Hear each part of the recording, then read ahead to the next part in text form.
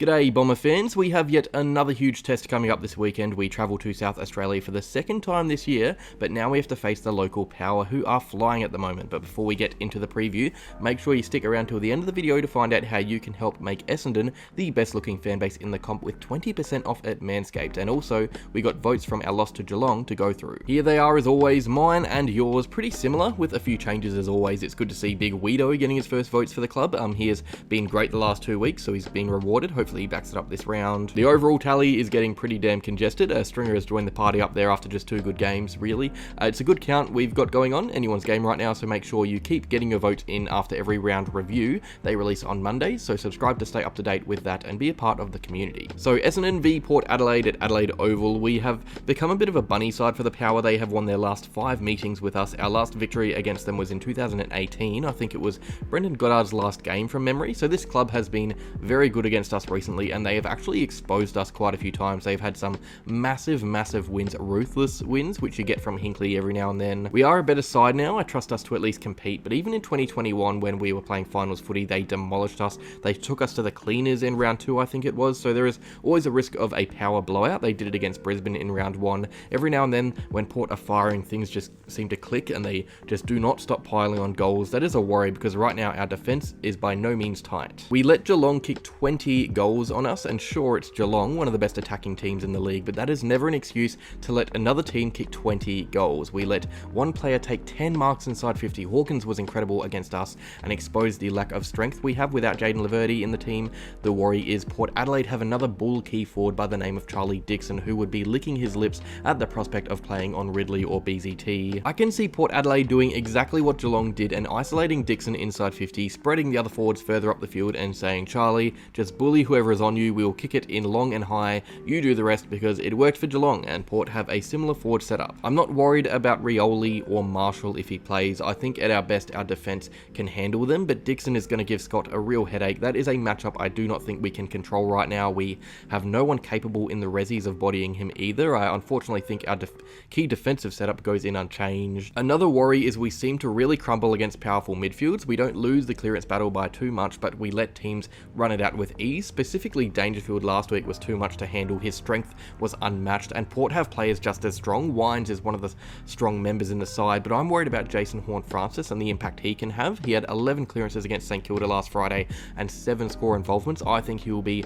a real worry sending the ball in deep to Dixon's outmatch. The good news is they don't really have a pronounced ruckman at the moment. Scott Lysett is not really ready playing through the SANFL. They've been using Bryn Teakle and Jeremy Finlayson. I think this is a perfect opportunity for Draper and Phillips to bounce back. They have had 2 poor combined games in a row after the Melbourne win. This is where we can get the upper hand, and it works because our forward line could go in with some real height and momentum. Sure, we lost against the Cats, but we kicked triple figures. Port have kicked over 100 just twice this year. We have 4 times. We like to score big. It helps that we got Wiedemann and Stringer firing as well. They could provide a handful. Port's defense though, it's really something else right now. Aaliyah is back to his best. I believe Tom Jonas is returning from suspension this week, which is annoying timing, but if we can kick 100 against the Cats and kick a big score against the Ds, I don't see why we can't against the Power. It's going to be hard over in Adelaide, but I can see us kicking a winning score against this team. So where is the game won and lost? Well, for Port Adelaide, it's with the contested ball. They know we like to spread and run as a team from defense to attack. That is not the way they like to play. They would rather the ball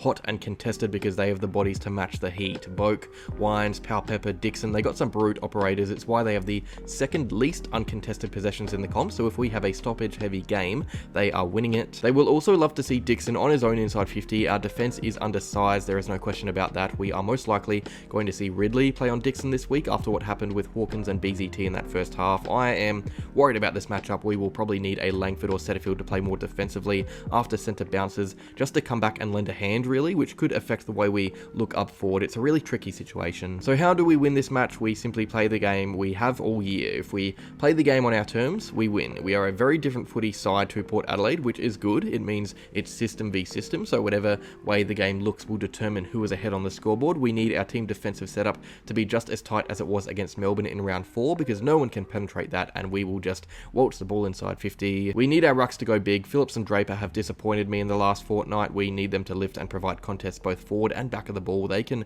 get on top of whoever they play. Teakle is inexperienced. Lysett is underdone. That's even if he plays. Finlayson isn't really a ruckman. They could go big like they did against Melbourne Melbourne last time in SA. And most importantly, we need to be clean. Port love to tackle, they have the most in the league, they are pressure based. We need to make sure we play with ball in hand much better than we did against the Cats. We can't afford cheap turnovers because we are a team that need to be clean if we want to win this game. Port are not. They can afford grubby kicks because they got the bodies to compete at ground level. We need our uncontested game to be right on top. Any team news? Xavier Dersma is out. Not a big loss for them. He is replaceable in the grand scheme of things. Todd Marshall should come back from concussion to boost their forward line. He is a very handy player up there. For us, Sam Durham is suspended. Snelling could just come back into the 22 after being the sub. I think we could see some unforced changes as well. Heppel should slip back in for Massimo D'Ambrosio. Davey was managed but could be left out another week because I thought Tip and Woody's presence against the Cats up forward was better, and there are no injuries, no players returning I believe either, unless we pull the trigger really early on Zach Reed, so most of the changes will be based around form. Can we win this game? As Bob the Builder says, yes we can. I am just worried about predictions here because it could really go either way. I can see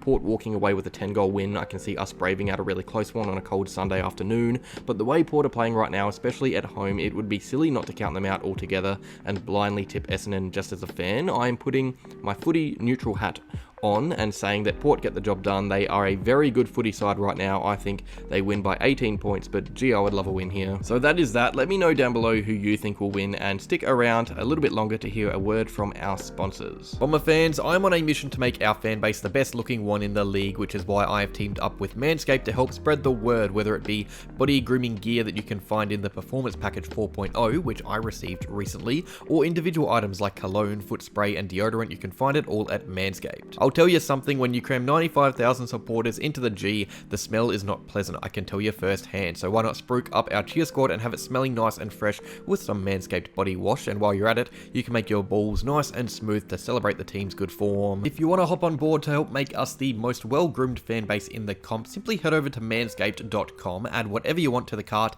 and use the promo code EverythingEssendon20 to save 20%, and we'll even take away the shipping charge. That is 20% off plus free shipping with everything Essendon 20 at manscaped.com.